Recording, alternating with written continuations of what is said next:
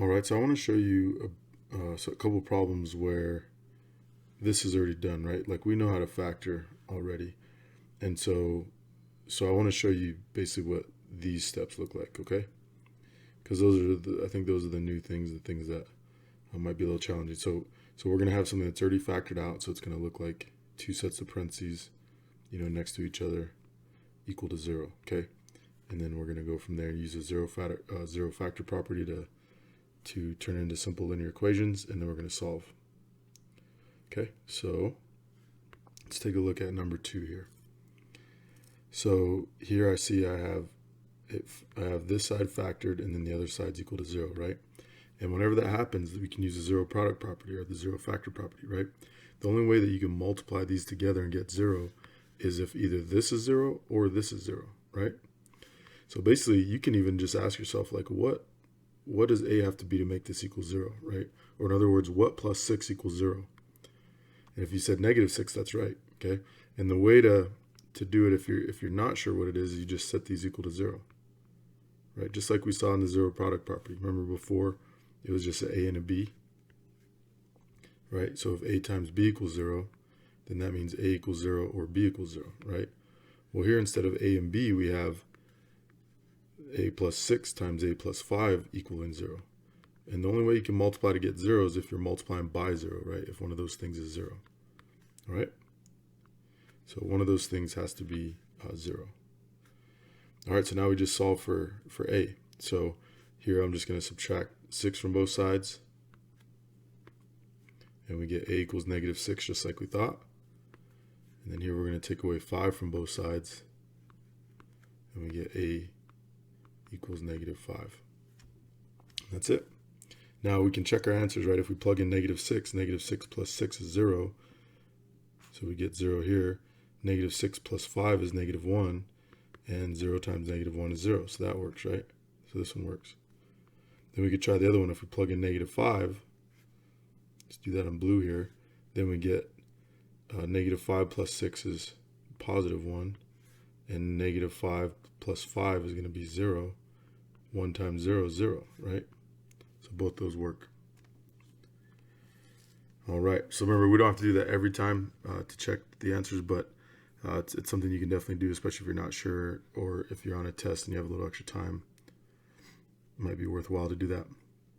All right. So here, same thing, right? I have two things multiplied together equaling 0. So the only way that can happen is if one of these things is 0, right?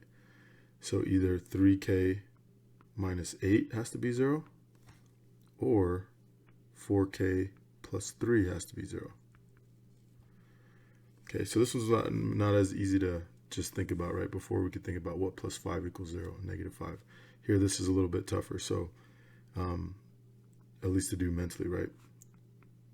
And so I'm going to add 8 to both sides, and then we'll get 3k equals 8, right? Then we can divide by 3. And so we get k equals 8 over 3. All right. Okay, so over here, we're going to subtract 3 from both sides.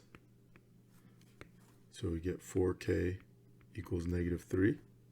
We divide both sides by 4. And so we get k equals -3 over 4. All right. So both of these are our final answers. So that's one of the patterns you'll notice is when we solve by factoring, a lot of times we have two answers, especially if we're dealing with a quadratic. A lot of times we'll have two answers. All right, so now let's try number 11. So this one's not factored, right?